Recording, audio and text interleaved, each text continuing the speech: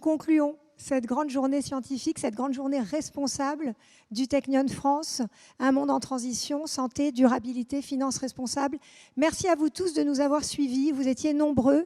On a eu beaucoup de questions des participants. Un très grand merci à vous. Et je voulais conclure accompagné de Maurice Lévy, d'Hervé Letellier et de Jacques Lévinaire, notre président. Est-ce que, Jacques, vous voulez commencer par nous dire quelques mots de votre ressenti, de vos impressions à l'issue de cette grande journée ? Oui, d'abord, c'était une journée très inhabituelle puisque d'habitude, nous avons un grand amphithéâtre, plein de participants, des échanges physiques avec la salle. Aujourd'hui, c'était très différent, mais depuis un an, on s'est habitué à cette nouvelle vie et il faudra bien faire avec. Peut-être ça va s'arranger, peut-être pas. Mais quand même, la tendance va vers le mieux. Cette journée donc était consacrée à un monde en transition. Elle était nouvelle par rapport aux années précédentes également par le fait qu'on a vu que la transition n'est pas que scientifique. Jusqu'à présent, on était extrêmement ciblé sur l'évolution scientifique et évidemment, je partage à 100% cette vision. La science est transmise de génération en génération, le progrès s'accumule au cours des siècles et il y a toujours l'espoir d'un monde meilleur. Hervé Letellier nous a, il y a quelques minutes, montré que parfois cette vision est un peu idéale, mais quand même, les progrès sont là, la médecine soigne. L'exemple du pancréas était un exemple qui vient d'être cité et incontestablement, on a des progrès majeurs qui devraient améliorer les conditions générales de la vie.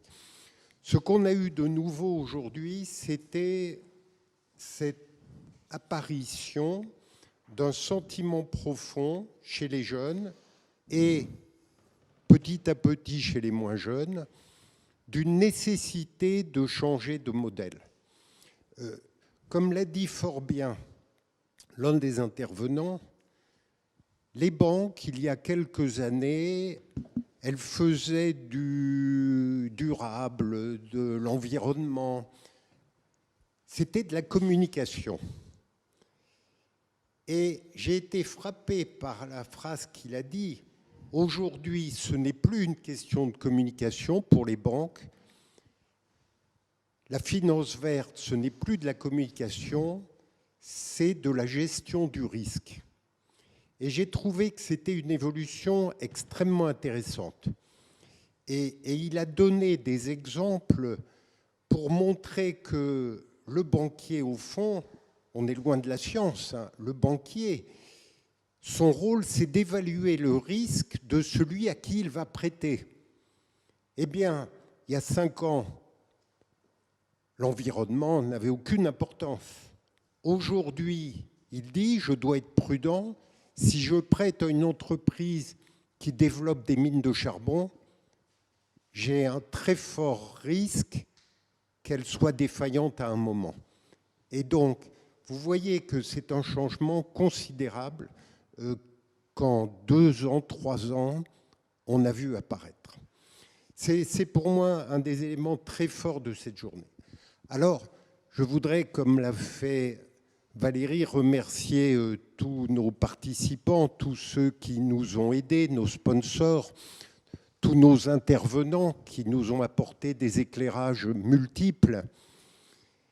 Et je voudrais particulièrement remercier et féliciter l'équipe de Technion France et plus particulièrement Valérie. Valérie a fait un boulot exceptionnel.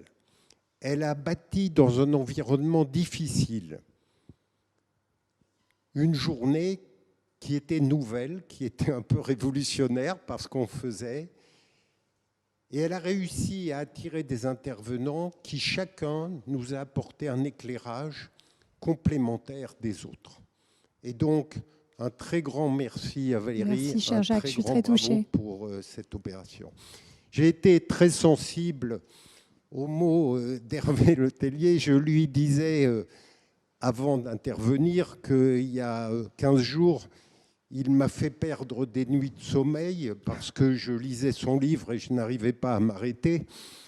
Donc, je ne lui en veux pas. Je ne lui en veux pas pour ça. Et donc, un grand merci à nos intervenants, Maurice Levy, qui nous a fait le grand plaisir de revenir assister. Et je ne voudrais pas terminer quand même cette journée sans une pensée pour nos amis qui vivent cette espèce de régression qui peut être nommée de manière différente, mais qui conduit à des situations conflictuelles, de violence, et une pensée émue pour nos amis israéliens qui subissent de manière quotidienne de gros dégâts. Voilà. C'était une petite pensée pour conclure une journée qui fondamentalement a été tournée vers un monde meilleur, vers un monde qui, comme ça a été dit, ne doit pas être un monde qu'on transmet tel qu'il est, mais vers un monde qui doit être meilleur que celui qu'on a reçu. Et quand on observe notre environnement, on voit qu'il y a beaucoup à améliorer. Et donc, mon vœu le plus cher, c'est que ce progrès soit réalisé pendant qu'on pourra encore le voir. Alors, on a 3 mondes réunis finalement sur ce plateau, le monde scientifique avec Jacques, le monde de l'entrepreneuriat au sens large avec Monsieur Lévy et le monde de la littérature avec Monsieur Letellier. Donc ce dialogue, ces interactions entre ces mondes, on les a aussi là sur le plateau. Je voulais, Monsieur Lévy, que vous reveniez peut-être en 2 mots sur votre sentiment à l'issue de cette grande journée, de ce qu'est finalement ce qu'est l'innovation responsable. Qu'est-ce que c'est que cette responsabilité que nous devons avoir vis-à-vis des jeunes générations et vis-à-vis de notre terre? C'est un sujet qui a été longuement débattu par beaucoup de gens et sur lequel il y a eu énormément de contributions, y compris, il n'y a pas très longtemps, quelques années, Ban Ki-moon qui avait lancé les 17 SDGs, qui étaient les buts que s'était fixé l'ONU pour améliorer l'état de la planète. Et les réflexions sur ce point, je me souviens de la toute première, c'était dans les années 90, et il y avait d'ailleurs à ce moment-là une réception qui avait été organisée à Publicis avec le président d'EDF de l'époque et un livre qui avait été écrit sur le développement durable. Je dois dire qu'il a fallu attendre presque 20 ans avant que ces idées qui étaient pourtant sous-jacentes, qui étaient là, commencent à prendre forme et commencent à être intégrées par la population. C'est-à-dire que jusque-là, c'était le rôle de quelques élites ou de quelques groupuscules ou de quelques écologistes un peu attardés aux yeux des gens, et ça n'était absolument pas pris en compte. Et une fois de plus, il a fallu se rendre compte que les icebergs étaient en train de fondre, que les manteaux de neige étaient en train de disparaître sur les montagnes, que les océans étaient en train d'avancer, que la Terre reculait et que le temps changeait, pour que finalement, en ressentant dans notre quotidien ces changements, on puisse se rendre compte de ce qui se passait et qu'on était dans une transition qu'on n'avait malheureusement pas gérée, puisqu'on a laissé passer plus de 20 ans sans rien faire, et que maintenant on est dans l'urgence. Cette urgence, et c'est bien que vous ayez organisé cette journée, et je regrette de ne pas avoir pu assister à l'ensemble de la journée, mais cette urgence est quelque chose qui nous appelle et nous interpelle, nous, les responsables, quelle que soit notre responsabilité, et quel que soit notre degré de responsabilité dans l'entreprise ou dans la vie, nous avons tous quelque chose à faire. Il y avait à un moment donné un slogan que nous avions écrit pour Coca-Cola qui s'était lancé dans les économies d'eau. On avait dit « Every drop count ». Et je crois que chaque goutte compte. Et qu'effectivement, nous devons chacun contribuer. À chaque instant, Nous pouvons faire quelque chose. Nous pouvons éviter une bouteille en plastique. Je vois qu'il y en a quelques-unes. Nous pouvons éviter d'utiliser des serviettes jetables. Nous pouvons éviter toutes sortes de choses qui, dans la vie quotidienne, nous encombrent, nous rendent la vie soi-disant plus facile, mais qu'en réalité, nous le faisons payer à nos enfants, à nos petits-enfants. Et donc, comme j'aime mes enfants et mes petits-enfants, je les aime profondément, j'ai envie que nous fassions un peu mieux et que tous ensemble, nous fassions en sorte que la Terre soit un peu meilleure. Et pour cela, contrairement à ce que vous dites que par rapport à la connaissance, l'intelligence ou même le génie, il y a quelque chose qui est encore plus important, qui est l'incompréhension. Moi, je me réfère plutôt à Einstein qui disait que par rapport à qu'est-ce qu'il y a de plus important que la connaissance, c'est l'imagination. Et je pense que vous en avez eu beaucoup dans ce livre. Et je pense que nous devons tous avoir énormément d'imagination pour rendre ce monde meilleur. Et il faut avoir aussi beaucoup d'espoir et beaucoup de confiance dans la population et dans le genre humain. Et j'ai cette confiance. Merci. Un grand merci, Monsieur Lévy. Alors, on va donner, merci pour cette transition, le mot de la fin à Hervé Letellier. Phénomène littéraire, 1 million de livres vendus, si mes chiffres sont exacts. Et je trouvais intéressant, moi je n'ai pas une formation de scientifique, mais plutôt littéraire et philosophique, donc ça m'intéresse grandement de vous écouter à ce sujet. Quelle est on parlait de responsabilité, et la responsabilité des auteurs, de l'écrivain sur toutes ces questions? Ou des écrivains, votre avis, votre vision? Non, c'est une vaste question. C'est-à-dire que moi, je ne pense pas que les écrivains aient une fonction autre que de refléter la société et d'amener à un moment donné, par leur œuvre, les lecteurs à se poser des questions que eux-mêmes doivent trouver les réponses. C'est-à-dire que les réponses ne sont pas dans les livres, mais dans les lecteurs eux-mêmes. Et donc, c'est pourquoi je pense que les lecteurs ne lisent pas les livres des auteurs et que les auteurs n'écrivent pas les livres des lecteurs. On est plutôt dans une situation où les gens doivent créer leurs propres réponses à des questions.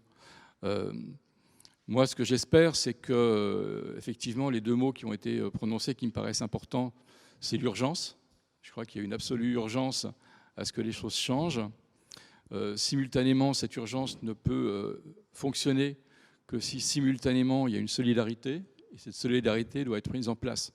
La question, c'est que seuls les États peuvent mettre en place cette solidarité, et j'ai l'impression d'une totale inaction. Alors peut-être je me trompe, mais je n'ai pas l'impression que ce soit le cas. J'ai la vague impression qu'au contraire, je le répète, on va de sommet climatique en sommet climatique sans qu'il ne se passe rien. Alors ce que je peux espérer, c'est qu'effectivement, on finisse par trouver des solutions techniques, même si je ne crois pas aux solutions techniques. Je pense que les seules solutions, ce sont effectivement, comme le disait peut-être Arthus Bertrand, de consommer moins d'énergie, de trouver des modes de vie différents, de changer d'alimentation, de changer de mode de transport, de changer de rapport au monde finalement, de changer peut-être aussi de rapport à l'autre, et peut-être aussi de trouver un mode de consommation du monde, c'est-à-dire de rapport au monde qui soit moins énergivore. Et peut-être que, par exemple, la nécessité qu'on ressent du tourisme, c'est-à-dire d'aller voir l'autre, peut se faire différemment aussi, parce que tout le monde ne peut pas aller voir les autres, sinon nous sommes morts. Eh bien, écoutez, un grand merci pour ces mots de conclusion. Un grand merci à vous tous. Encore 1 minute pour remercier nos équipes du Hub Institute de nous avoir accueillis. Ils ont été formidables, l'équipe technique, Romain, Zéneb, vraiment un très grand merci. Un grand merci à l'équipe du Technion France, à Paul, à Ambre, à Elena, qui ont été très mobilisés sur cette grande journée. Vous pouvez retrouver tous nos projets, tous les projets des laboratoires du Technion, ainsi que tous les événements et les projets du Technion France sur notre site internet technionfrance.org. Je voulais aussi remercier le comité directeur, bien entendu, Jacques, notre président, Christian Policard, notre vice-président. Un grand merci à vous tous. Je disais donc, les vidéos vont être postées en replay sur notre site internet. Vous pouvez revoir toutes les interventions de la journée et vous dire en mot de la fin qu'effectivement, ces collaborations entre les écosystèmes d'innovation, ces discussions ces actions que nous menons au quotidien, que nous tâchons de mener, elles sont évidemment en faveur du dialogue, de la paix et de l'entente entre nous tous et entre les peuples. À très bientôt.